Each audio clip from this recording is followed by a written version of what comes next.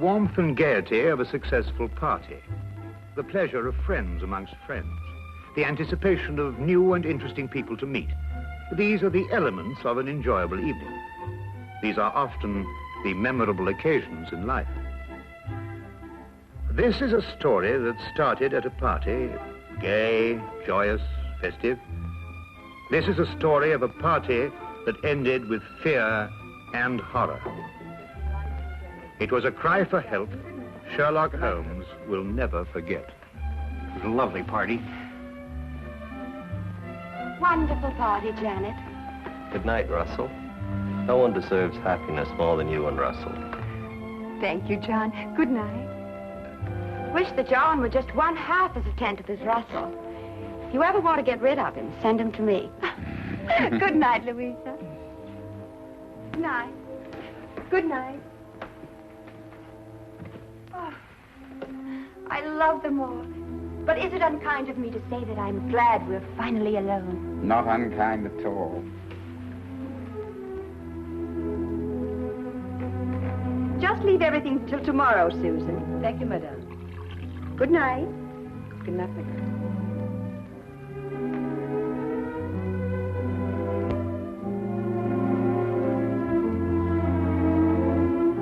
You've made me very happy this evening, darling. I really am the luckiest woman in the whole world. Our first anniversary. I wanted you to be happy this year. It couldn't be any other way with you. It might have been. Impossible. There may be a deep and dark side to my nature. Of course there is, darling. All interesting men have dark sides to their natures. Possibly even black. Almost certainly black. I'm a murderer. Of course you are. More than once. Innumerable times, I'm sure. 7 times. And are you going to murder 7 times again? Once again. Anyone I know? You? Oh, wonderful.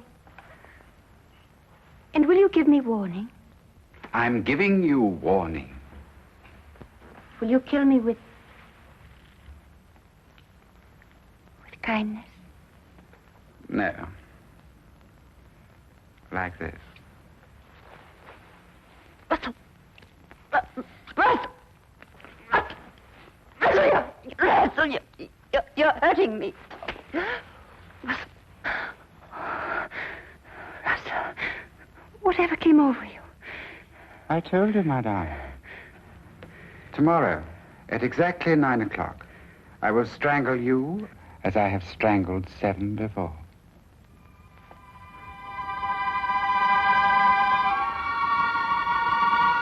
You're serious? About the art of murder, I am always serious. I've used it as it suited my convenience. Death is my only true friend. Russell, don't talk like that. You don't believe me now, my dear. But you'll think about it. You'll come to know and to fear. Then you'll fly to the police and tell them what has happened. They may believe you, they may not. And tomorrow, at exactly 9 o'clock, I will kill you.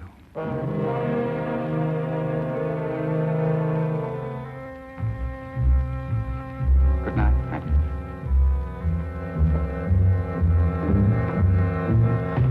Oh, yes.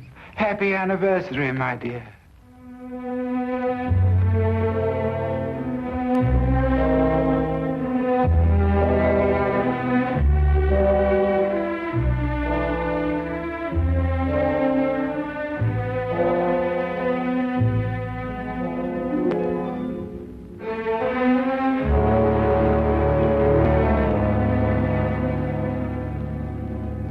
Suppose you tell us the whole story as it happened.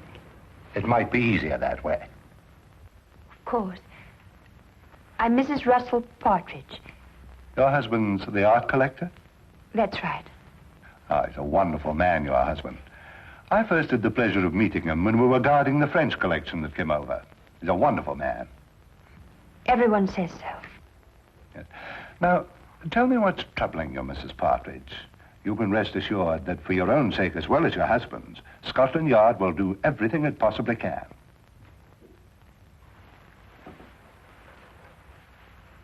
It was nothing. Nothing? I was mistaken.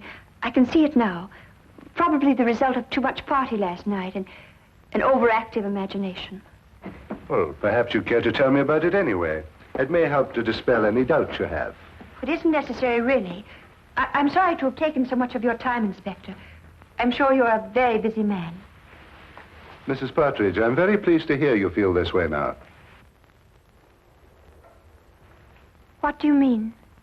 Your husband told me of the incident last night. He was afraid you wouldn't be able to overcome the delusion. My husband told you? Yes, he was here this morning. What did he tell you? Only that you were suddenly overcome by the idea that he intended to harm you. You're over that now, I see. My husband told you that? May I say, Mrs. Partridge, that in my experience here at Scotland Yard, I've met many people who thought for a short time that they were being persecuted. But it passes. And your husband will help you, I'm sure. I'm sure. Thank you, Inspector.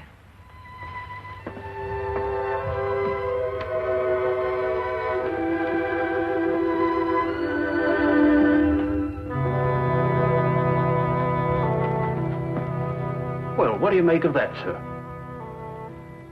Follow, Wilkins. Very good, sir.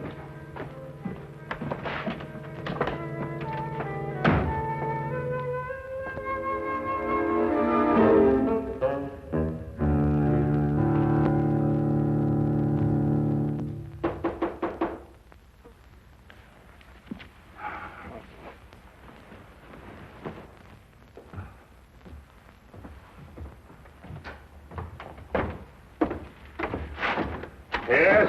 Oh. Is this the flat of Mr. Sherlock Holmes? Yes, Mr. Holmes has just gone downstairs to look for darkness. Won't you please come in? Thank you. Oh, please excuse me. Would you like to sit over here?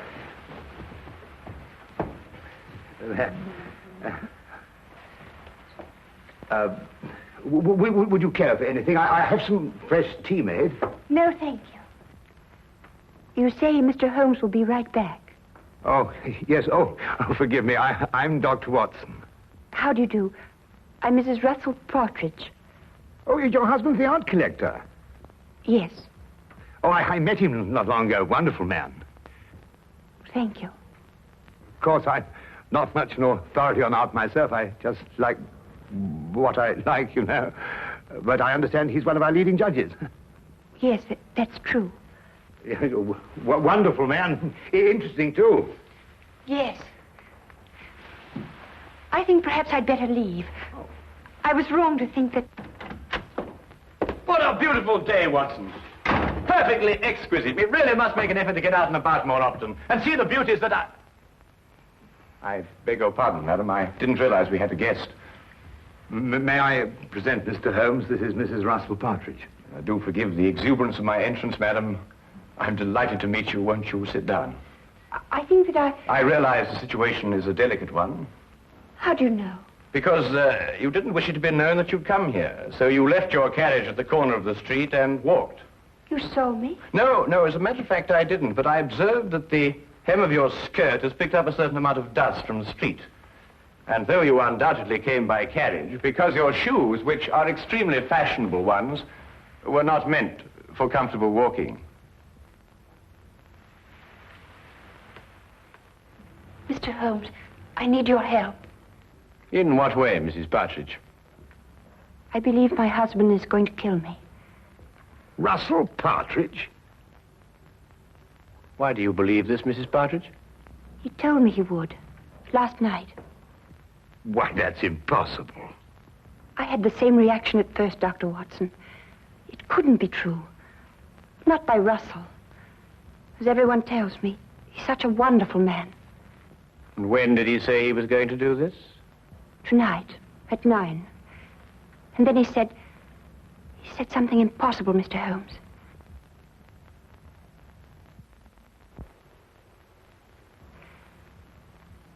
He said, I would be the 8th.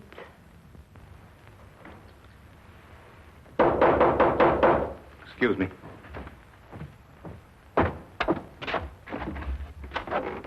Hello, Inspector. What can I do for you? Hello, Dr. Watson. I want to speak to Mrs. Partridge. How do you know she's here? I had her followed from Scotland Yard. Oh, I see. I'm sorry to have to do this, Mrs. Partridge, but I was afraid you might still think you were in danger. I see now that you do. I'm sorry. But Lestrade, Mrs. Partridge has just told us that her husband is going to kill her tonight at 9 o'clock. Mr. Partridge came to the yard this morning to tell me that his wife was going to call on me. How did he know? He said you told him you were going to call. That's not true. I decided to do it this morning. It was 10 o'clock, I remember. Mrs. Partridge, at 10 o'clock, your husband was still sitting in my office. Mr. Holmes, I don't understand. I don't understand how Russell knew I would go to see Inspector Lestrade. I swear I never told him. Everything I told you is true, exactly as it happened. Do you believe that?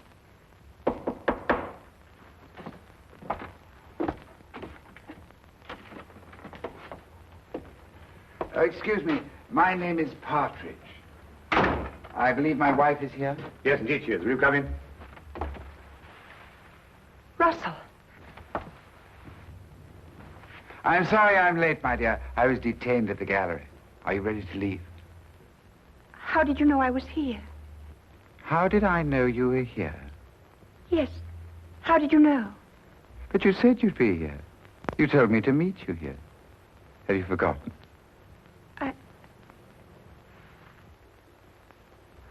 I must have forgotten. Excuse me. Forgive me for interrupting you, gentlemen, and thank you for any consideration you may have shown my wife. Good day. Good day.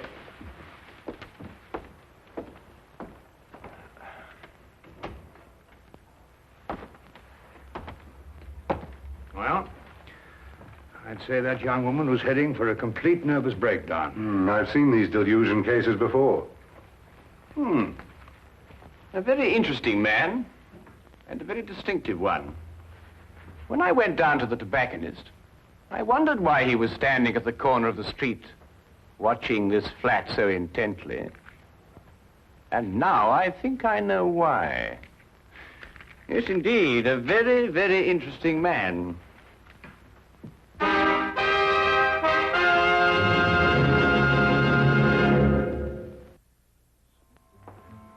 Well, Lestrade, there were two incidents in the romantic life of Russel Partridge.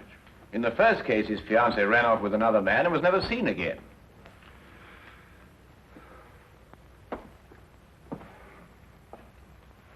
She ran off with an American, didn't she? Was this confirmed or assumed, Lestrade? Well, I don't know. And in the other case, he was left at the altar, I believe the expression is. Yes, that's right. Was that girl ever heard of again? She ran off with a South American, I believe. But really, Holmes, it just isn't logical. If Russel Partridge really intends to kill his wife, he's not going to tell her about it first. That'd be putting a rope round his neck. Would it be? Do either of you really believe that? It isn't logical, Holmes. It isn't usual, Lestrade. But this man is just amusing himself. He's an insane fanatic. And unless you get a warrant out for his arrest, I, for one, won't be responsible. Now, look here, Holmes. I can't ask for a search warrant every time a man's left at the altar. What would you be looking for anyway? The evidence of the 7 other murders he told his wife he'd committed. Holmes, you must understand that... Well... Or the 8th will be on your hands.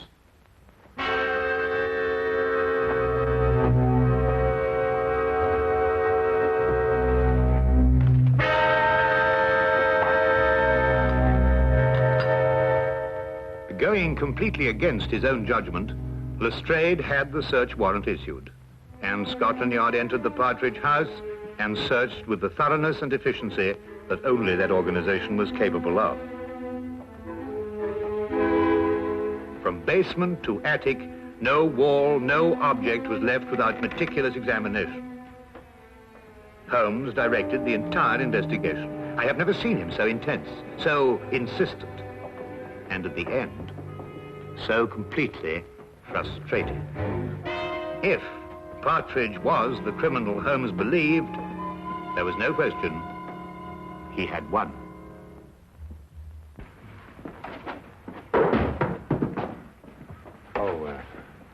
Naturally, Mr. Partridge, the yard will assume responsibility for putting things back as they were.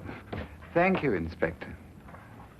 I do hope you'll forgive us bursting in like this. It's, Mr. Holmes who...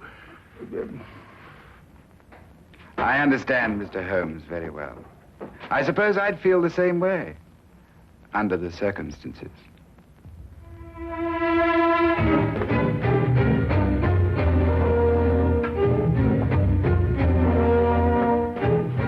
What time is it, Watson?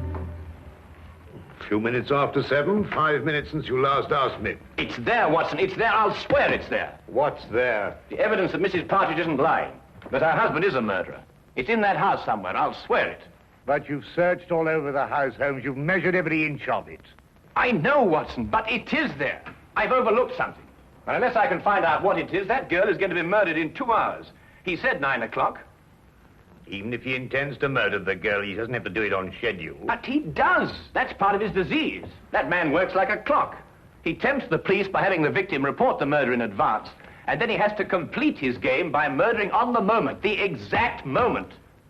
Ah. Now where are you going? Out. That I can see, but where? For a walk. We believe we searched every inch of that house. Now I've got to find the one place that I missed.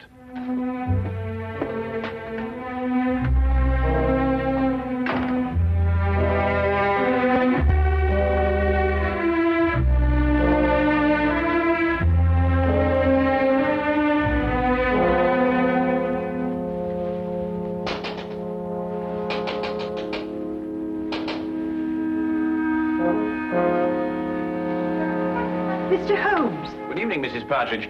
I realize the entrance is somewhat unconventional, but then so are the circumstances. I believe I made the climb unseen. What are you doing here? I want to prevent you from doing this. I can't stay here. You must. If I stay here, kill me. Mrs. Partridge, I know your life is in danger, but if you leave here, I can't guarantee your safety. If you stay and help me, we may yet have a chance. A chance? Yes. It's my theory that your husband will try to... Janet!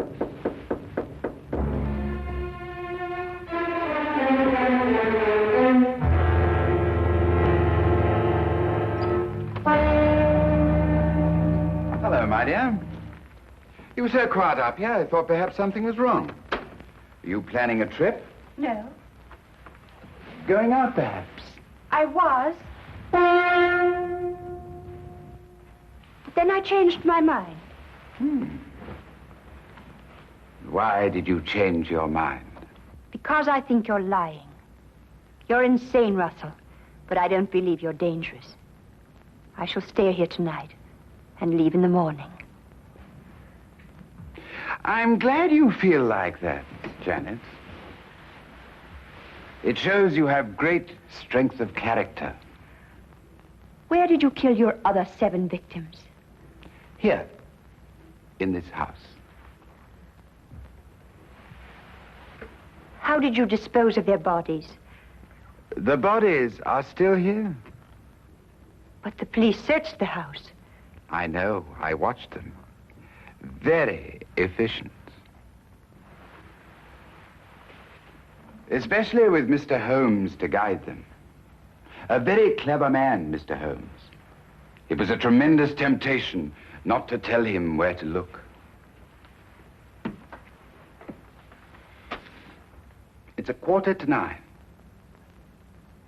You have 15 minutes. Why don't you run away?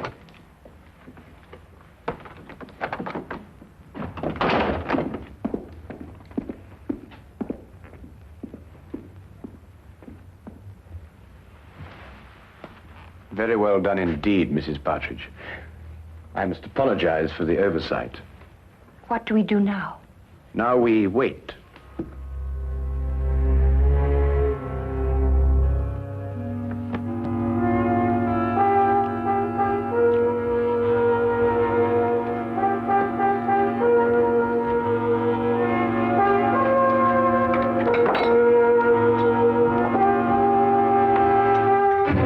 Only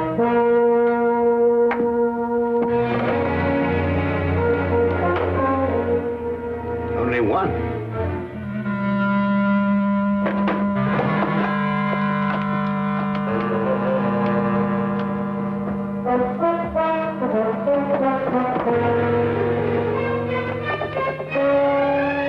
Holmes.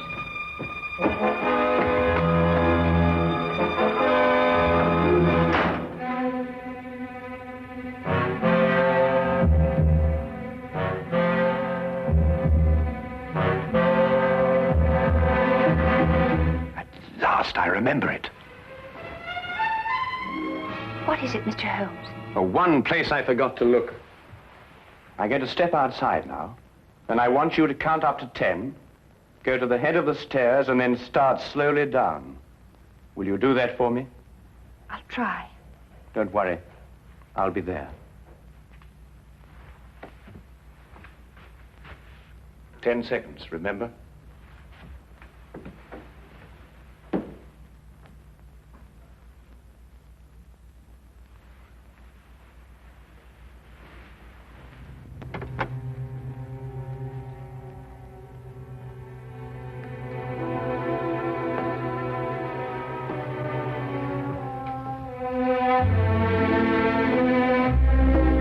I admire your courage, Janet. Aren't you afraid? No. I don't believe you. I think you are afraid. No, I'm not. The others were afraid. Don't take that last step. How did you get in? The important thing is that I'm here, and that your wife is safe. And because of your premature revelation of yourself, so am I. I'm sure it is not against the law of England to walk up the stairs in one's own house. Besides, my wife is completely unharmed. And the other 7, Mr. Partridge? What other 7, Mr. Holmes? You searched this afternoon. The other 7 exist in my poor wife's sick imagination. Yes, and in mine, too. I know where they are now. Really?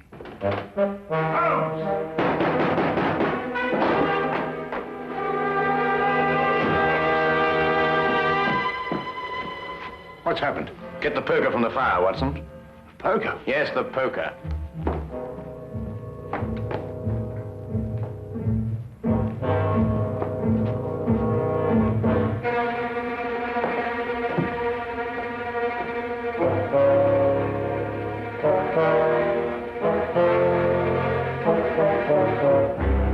I imagine there is a way of opening your unique coffin, Mr. Partridge. And if not, Dr. Watson here is more than capable of breaking it open.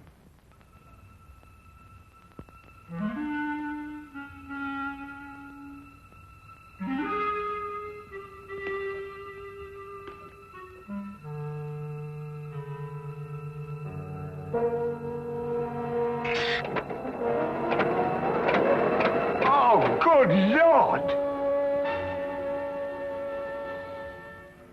The mortal remains of his 7 victims, Watson. Each step a coffin, and each coffin a monument to the most insane killer I have ever met.